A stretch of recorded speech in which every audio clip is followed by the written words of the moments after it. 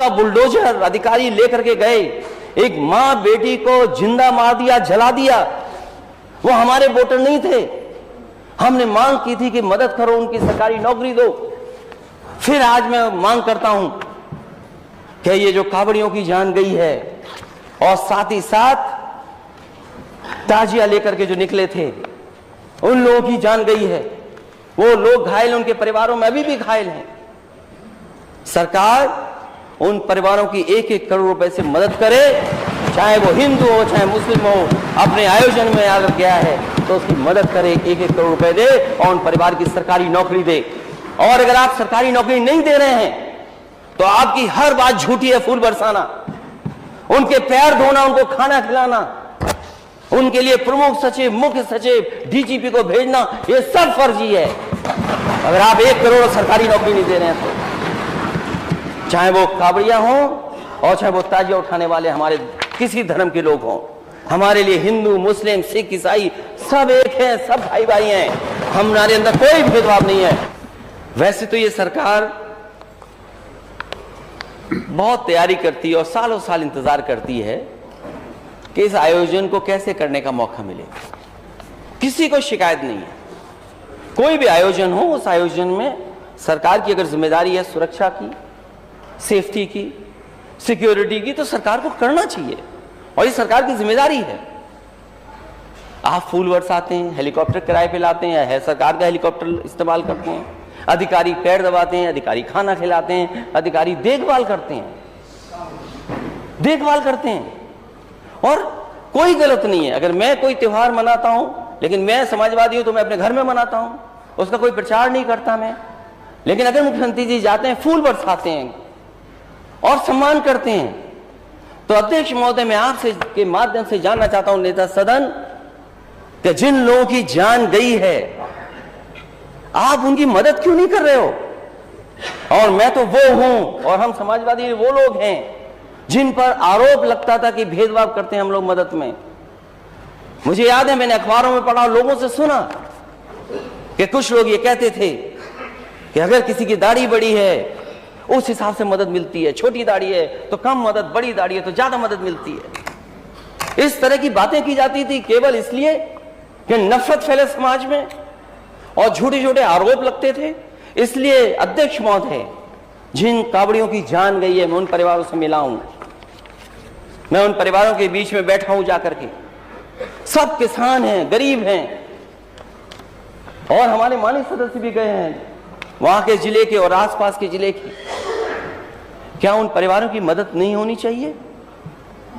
मैं मांग करता हूं सदन में, और पिछली बार भी मैंने मांग की थी, जब कस्टोडियल डेथ बलवंत सिंह की हुई थी, मैंने कहा था वो बोट हमें नहीं देता, वो बोट आपको ही देता है। आपके लोगों ने कहा कि हम 5 करोड़ की, 2 करोड़ की, 1 करोड़ की मदद करेंगे, सरकारी नौकरी दिलाएंगे। आप पीछे हट गए। आपका, और मैं अध्यक्ष महोदय आपको याद दिलाना चाहता हूं, नेता सदन को, मुझे याद है बांदा की एक खबर अखबार में निकली थी कि एक किसान सूखा में उसने आत्महत्या कर ली, उसकी जान चली गई। मणिपुर जैसी घटना आपकी सरकार में हो जाए? मणिपुर की जो घटना हुई कोई सामान्य घटना से तुलना नहीं कर सकता है।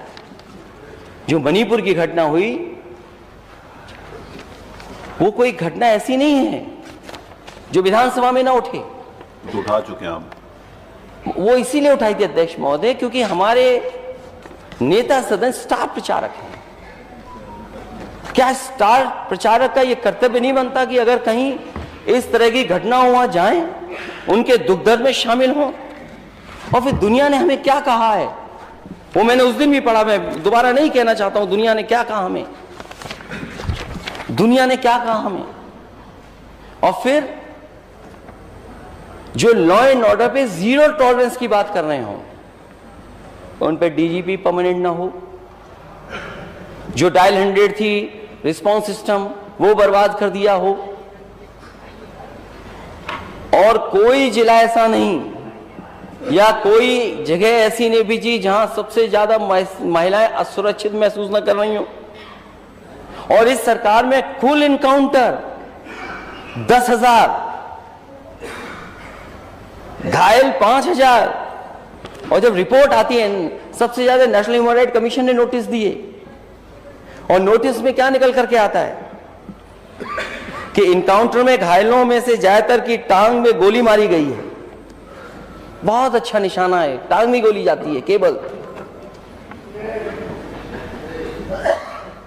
और पुलिस इनकाउंटर में अभी तक 13 पुलिसकर्मी शहीद हुए, जिनमें अकेले विकास दुबे मामले में 8 पुलिसकर्मी शहीद हो गए।